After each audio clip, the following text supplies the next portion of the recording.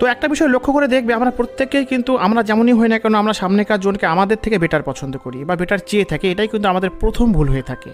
আমরা যেমন তেমন টাইপেরই যদি কাউকে পছন্দ করি আমাদের জীবন সঙ্গী বা সঙ্গিনী হিসাবে বা পার্টনার হিসাবে, তবে কিন্তু আমাদেরকে অল্প ভালোবাসা দিয়ে সামনেকার মানুষটার কাছ থেকে অনেক ভালোবাসা পাবো এই আশাটাই করতে হবে না। বা আমরা কেন আর পাঁচজনের মতো বেশি ভালোবাসা দিয়েও সামনেকার মানুষটার কাছ থেকে কেন প্রাপ্য ভালোবাসা পাচ্ছি না, এই বিষয়গুলো আমাদের মাথায় কাজই করবে না। তুমি যদি যোগ্যতা সম্পন্ন হয়ে থাকো, তোমার মধ্যে যদি বেটার কোনো জিনিস থেকে থাকে, তবে সামনেকার মানুষটা তোমাকে এমনিতেই ইম্পর্টেন্ট দিবে, এমনিতেই ভালোবাসবে।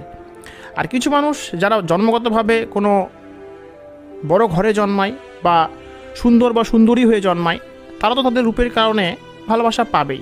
বাট একটা বিষয় লক্ষ্য করবে, তারা যে শুধু ভালোবাসা পায় এবং তুমি যে পাচ্ছ না সাধারণ হওয়ার কারণে, তখনই তোমার মনে এই প্রশ্নটা কাজ করে যে হয়তো আমি ভাগ্যবান না, ও ভাগ্যবান বলেই কোনো ভালো ঘরে জন্মেছে, রূপবান বা রূপবতী হয়ে জন্মেছে। এমনটা না, অতিরিক্ত রূপবান রূপবতীদেরও কিন্তু কষ্ট রয়েছে।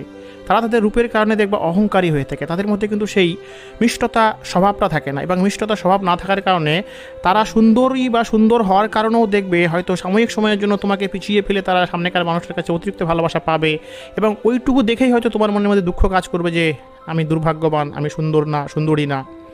বাট ওই সৌন্দর্যও কিন্তু একটা সময় পর তার প্রিয় মানুষটার কাছে হারিয়ে যায়। তুমি নিজেকে দিয়েই দেখবে, বা যদি তুমি চারিপাশে একটু তাকাও তো লক্ষ্য করে দেখবে যে অনেক সুন্দরী মেয়ে কিন্তু তাদের হাজব্যান্ডের দ্বারা অবহেলিত।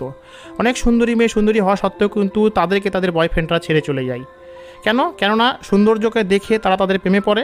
প্রেমে পড়ার পর যখন তারা তাদের তরফ থেকে আশানুরূপ ব্যবহার পায় না, সেই মিষ্টতাপূর্ণ স্বভাবটা পায় না, তখনই কিন্তু তাদেরকে ছেড়ে চলে যায়। বাট তুমি যেমনই হও না কেন, তোমার এই যেমন রূপ, সেই রূপের সঙ্গে তোমার মধ্যে কিন্তু ভগবান একটা সুন্দর ব্যবহার দিয়েছে, যে ব্যবহারের দ্বারা কিন্তু তুমি তোমার ভালোবাসার মানুষটাকে ভালোবাসা দিয়েও যাচ্ছ, ভালোবাসা পাচ্ছ। হয়তো তুমি যে পরিমাণ ভালোবাসা সেই মানুষটার কাছ থেকে পাচ্ছ সে এখন দিচ্ছে না, বাট মাথায় রাখবে সময় কিন্তু সব কিছু অনুভব করিয়ে দেয় সামনেকার মানুষটিকে। আজ হয়তো সে মানুষটা তোমার অস্তিত্বকে অনুভব করছে না, বাট একটা সময় দেখবে সব কিছুই পরিবর্তন হবে, সে মানুষটাও তোমার অস্তিত্বকে অনুভব করবে। কেননা ভালো ব্যবহারের কখনো মৃত্যু নেই। সৌন্দর্যতার মৃত্যু কিন্তু অবশ্যই আছে, কিছু সময় পর সৌন্দর্যতাও হারিয়ে যায়, বাট সুন্দর ব্যবহার মূল্যে পরেও কিন্তু সবারই মনে আলাদা করে একটা জায়গা করে রাখে। তাই এই বিষয় নিয়ে দুঃখ পেও না। আর হ্যাঁ, দ্বিতীয় যে পয়েন্টটা তোমাদেরকে আমি বলতে চেয়েছিলাম সেটা আমি এর পরবর্তী পার্টে বলবো। কেননা শুধু পয়েন্ট বললেই হবে না, তোমাদেরকে সেই পয়েন্টগুলো নিতে হবে, বুঝতে হবে। ভিডিও কেমন লাগলো অবশ্যই কমেন্ট সেকশনে তোমরা তোমাদের মন্তব্য তুলে ধরবে। Bye bye.